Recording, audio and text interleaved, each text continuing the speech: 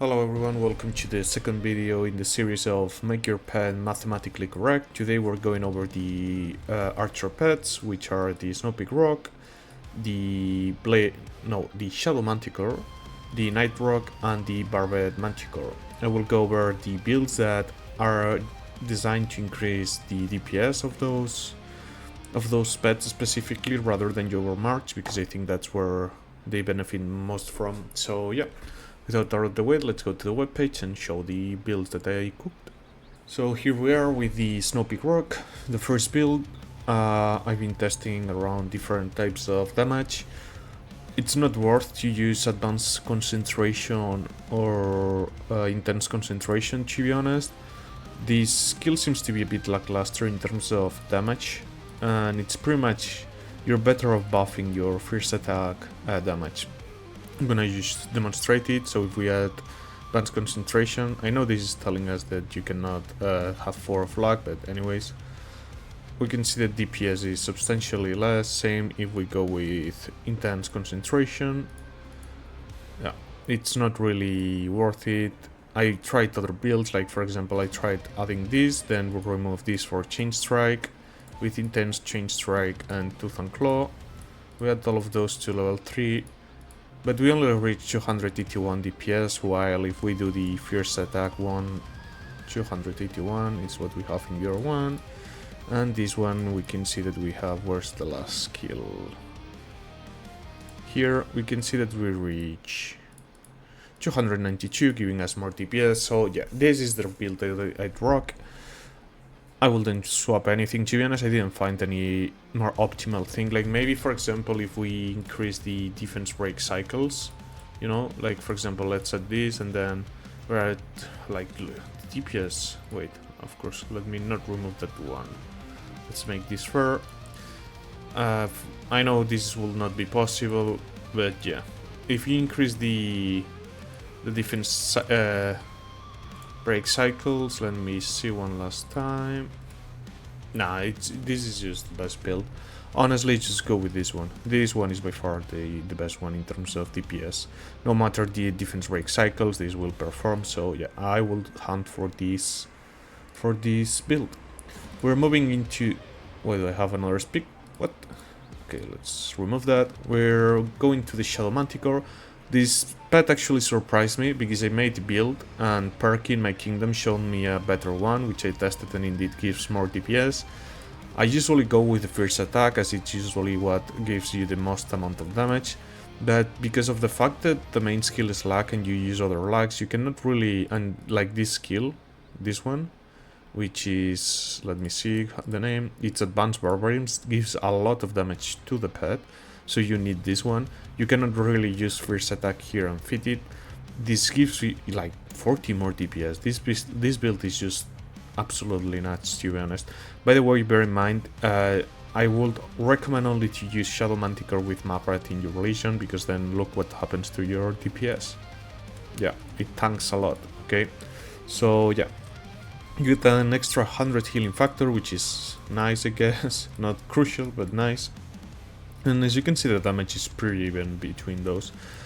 You cannot really make much more changes, because like let's add this 415 for example, 437, you're losing some DPS. I'm gonna go and check what these, what's the name, it's Intense Barbarism.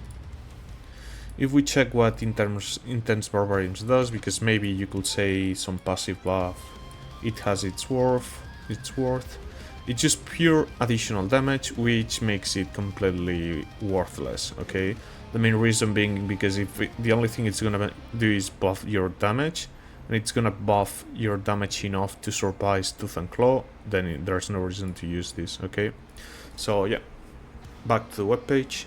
So yeah, this is the build I recommend for Shadow Manticore. Don't even stress about it, just build this, you're gonna be fine, okay? Now we're moving into the Night Rock. I've been testing a bit too with this pet. It's another pet where Fierce Strike is not the most optimal thing. I'd go with Chain, it's called Chain Strike, yes. And I just build it like this, to be honest. Like, use this one buffs a lot the damage. We can see, like, if we change for the other one, It's not even close. 323 versus... Whoops. Misclicked the skill. 454. Like, that's a lot of DPS, to be honest. It's super high, this DPS. Super nice. You increase your normal attack crit rate from the pet. And yeah, as you can see, the damage is quite nice, to be honest.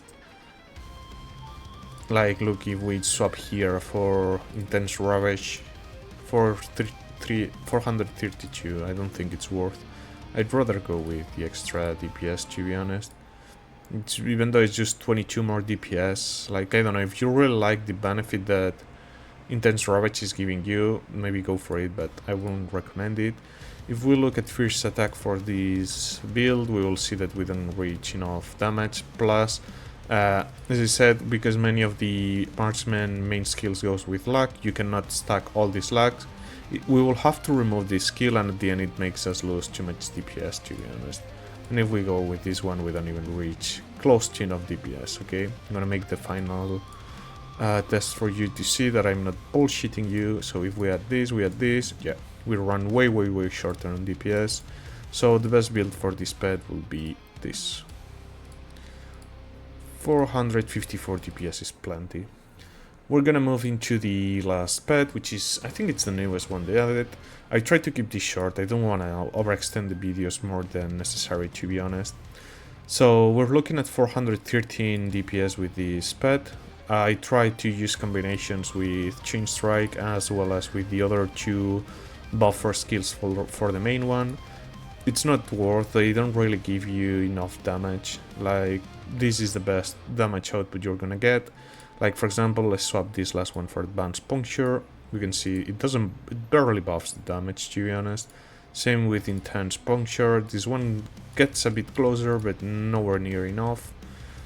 So yeah, Tooth and Claw seems to be the play. Then if we do here Chain Strike and Intense, yeah, like, don't ask me why. I didn't even really dig deep into the... Well, okay, let me do one last change here, I guess. To make it more fair, let's put, for example, just 321. Not worth it.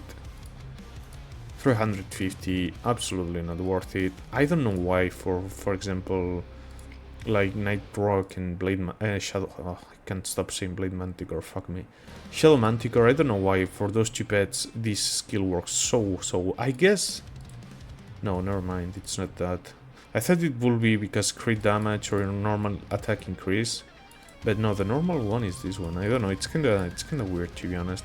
So yeah, the best build for the Barbed Manticore will be with First Attack, Advanced First Attack, Intense First Attack, ignore the additional skills to the main skill, and yeah. And by the way, you need to use this with Fulgrim Civil, to be honest, because if you, for example, try Kinara Nico, the DPS drops quite a lot. It seems that the key for this pet especially is Civil. Let's see, for example, Kinara, no. Yeah, this seems to be the play, to be honest. Civil seems to be too crucial for this pet to really bring more damage to the table. But yeah, if we check the values, almost all the damage is coming from Fierce Attack. And I don't think you can optimize this for further damage. So yeah, this is pretty much it. I hope this is helpful. Start working on your pets this way.